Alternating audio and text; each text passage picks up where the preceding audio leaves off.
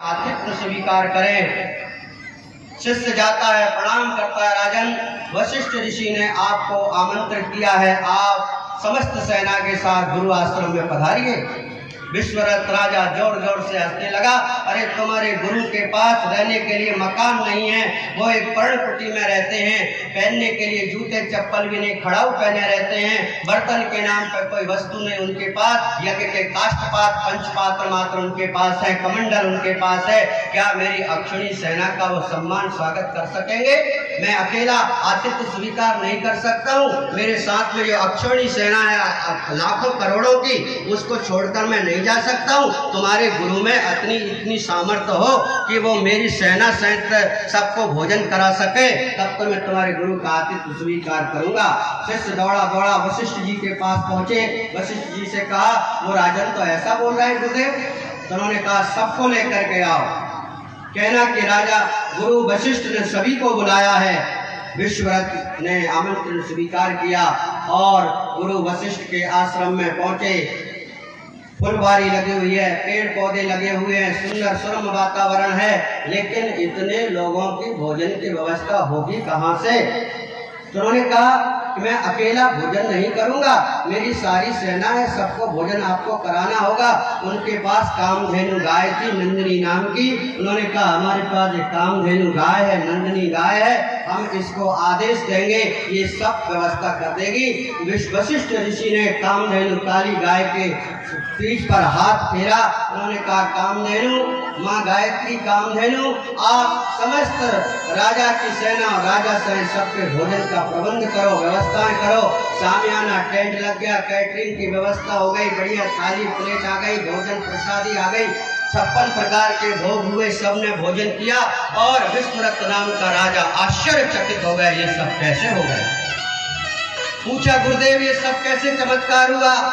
उन्होंने कहा, ये मंत्र का प्रभाव है, और ये गाय कामधेनु गाय है, ये गाय माता के द्वारा ही सब कुछ हुआ है। इस गाय माता को मैंने मंत्र से सिद्ध कर दिया, इसका नाम कामधेनु है, समस्त कामनाओं की पूर्ति करने वाली कामधेनु गाय है।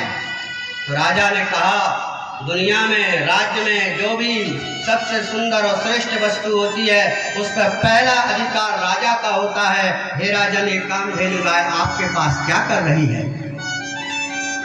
वशिष्ठ जी ने कहा, ये बात आपकी हो सकती है, लेकिन ये गायत्री ब्राह्मण की कामधेनु है राजन, तुम्हारे पास नहीं रह सकती है। ये ब्राह्मण की मनोकामनाओं को पूरा करने वाली है, राजा की नहीं हो सकती है, क्षत्रिय की नहीं हो सकती है। गायत्री ब्राह्मण की कामधेनु है, ब्राह्मण की है। अरे हम राजा हैं, पूरे दुनिया को जीत करके आ रहे हैं, और हमारा नाम विश्वरथ नाम है, पूरे विश्व पे हमने विजय प्राप्त कर ली है, इसलिए हमारा नाम है विश्वरथ, हम छीन करके ले लेंगे। वशिष्ठ जी ने कहा, इसे युद्ध से छीन कर नहीं लिया जा सकता राजन, ये तो ब्राह्मण के पास ही रहती है, तो ब्राह्मण की कामधेनु है। उन्होंने सारे सैनिकों को आदेश दिया, ऋषि को मार दो, गाय को छीन लो, आश्रम को उजाड़ दो। इस प्रकार से तलवारें गिर गई, युद्ध होने लगा, और दोनों वशिष्ठ जी ने कामधेनु गाय को आदेश दिया, सैनिकों को तैयार करो। रोम रोम से सैनिक निकल पड़े, घनघोर युद्ध होने लगा, मार काट होने लगी, उनकी नदियां बहने लगी, सारे के सारे विश्वरथ के सैनिक मारे गए। अकेला विश्वरथ नाम का राजा अकेला खड़ा हो गया और कहने लगा, दिव्य बलम क्षत्रिय बलम ब्रह्म बलम तेजो बलम बलम, है क्षत्रिय बल को, तेजो बलम ब्रह्म बलम तेजो बलम बलम। प्रणाम गुरुदेव आपको।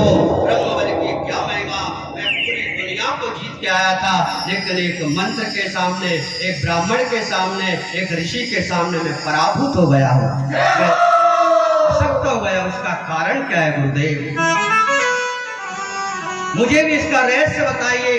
तो वशिष्ठ जी ने कहा, है विश्वरथ, ये गायत्री कामधेनु है, जो गायत्री का जाप करता है उसकी समस्त कामनाओं की पूर्ति हो जाती है। लेकिन ये एक बात इसमें है, ये ब्राह्मण की कामधेनु। मैं समझा नहीं भगवान, ब्राह्मण की कामधेनु मतलब? तो वशिष्ठ जी ने समझाया, जो ब्राह्मण जैसी वृत्ति रख करके गायत्री मंत्र का जाप करेगा, उसे गायत्री बहुत अधिक और जल्दी सफल होगी और उसकी समस्त कामनाओं को पूरा करेगा। तो गाय ब्राह्मण कैसा होता है?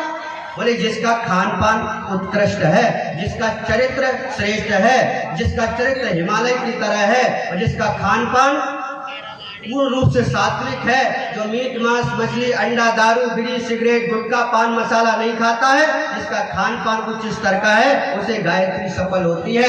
जो सबकी बहन बेटियों को अपनी बहन बेटी जैसा देखता है, गुरुदेव ने गायत्री माता में गायत्री मंदिर में गायत्री माता बैठाई है। गायत्री कोई मूर्ति प्रतिमा नहीं है, वो मंत्र है। ओम भूर्भुवः स्वः तत्सवितुर्वरेण्यं भर्गो देवस्य धीमहि धियो यो न प्रचोदयात्। लेकिन भूलते चले जा रहे थे लोग, इसलिए गुरुदेव ने गायत्री माता की मूर्ति बना के इसलिए बिठाया कि किसी भी बहन बेटी जा रही हो तो उसको गायत्री माता का रूप माना जाए, अपने दृष्टिकोण को ना बिगाड़ा जाए। जहाँ दृष्टिकोण बिगड़ जाएगी हमारी सृष्टि बदल जाएगी, तभी गायत्री सफल होगी। गायत्री के रूप में ही सारी बहन बेटियों को जो मानेगा, जो समझेगा, उसी को गायत्री सफल होगी। इसलिए तो ब्राह्मण पर लोग आंख बंद कर विश्वास करते हैं। घर पे कोई नहीं होगा तब भी ब्राह्मण घर पे आ जाएगा, सब लोग उसको बिठाते हैं, जलपान कराते हैं, भोजन चाय नाश्ता कराते, दान दक्षिणा देते। क्यों?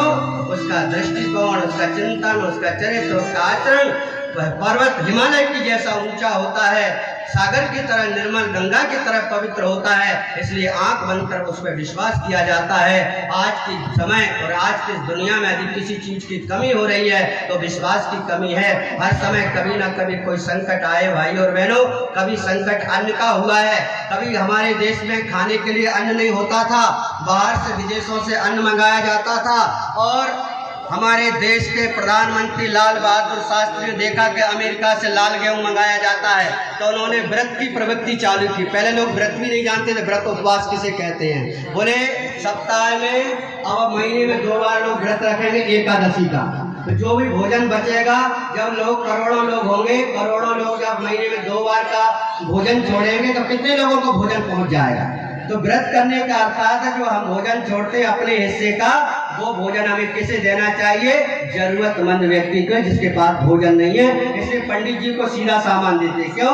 क्योंकि पंडित जी घर घर जाते हैं, सबकी स्थिति परिस्थिति जानते हैं, कौन गरीब है कौन अमीर है। इसलिए आंख बंद करके ब्राह्मण देवता को दान दिया जाता है। हम किसी को देंगे, कहेंगे हम तो भिखारी, हमको दान दे रहे हो। लेकिन पंडित जी पहले घर के पुरोहित होते थे, सबके हित की भलाई सोचते थे, और सबका कपड़े पहुंचाते थे, अन्न पहुंचाते थे, राशन पहुंचाते थे। जिसके पास पैसा नहीं होता था पैसा पहुंचा देते थे। लेकिन इस कलयुग में विकृति इतनी आ गई, मिलता तो बहुत है, इकट्ठा बहुत होता है। मैंने बहुत सारे कथावाचकों को देखा है कि बहुत कुछ मिलता, कोठली बांधते हैं और मार्केट में बेचे आते हैं। बल्कि जरूरतमंदों के लिए कथाएं होती थी। ये कथाओं के लिए जो कुछ मिलता था जरूरतमंदों तक व्यवस्थाएं पहुंचाई जाती थी। इस प्रकार से आज अन्न की कमी नहीं है, आज कपड़े की कमी नहीं है। कपड़े मैंने कल भी बताया था, लोगों के पास कपड़े हैं, फट नहीं रहे, तो लोग फाड़ फाड़ के पहन रहे हैं कपड़े। पहले गरीबी में ऐसा लगता था बेचारा फटा कपड़ा पहन रहा है, आज तो अपने हाथ से कैंची से काट काट के फटे फटे पहन रहे हैं लोग। अमीरी का सूचक बन गया। आज कपड़े की भी कमी नहीं है, आज धन की भी कमी नहीं है। बैंक बैलेंस भरे पड़े हुए हैं। पहले बेचारों के पास गांव में किसी पास एक ट्रैक्टर हुआ करता था, एक ही ट्रैक्टर से सब लोग कराते थे। आज एक घर में 10-10 ट्रैक्टर खड़े हुए हैं। साधनों की कोई कमी नहीं है, व्यवस्थाओं की कोई कमी नहीं है। आज कमी है तो किस बात की कमी है भाई और बहनों? आज विश्वास की कमी है। आज किसी के ऊपर किसी को विश्वास नहीं है। पहले मामा बुआ फूफा के घर हमारी बेटियां हमारे बच्चे महीने महीने भर रहते थे, लेकिन आज तो एक दिन छोड़ना मुश्किल हो जाता है। पता नहीं कौन किसके साथ क्या कर देगा, किसी पर भरोसा नहीं है, किसी के पास विश्वास नहीं है। अब तैयार होकर के बाजार में निकलो, पता नहीं कौन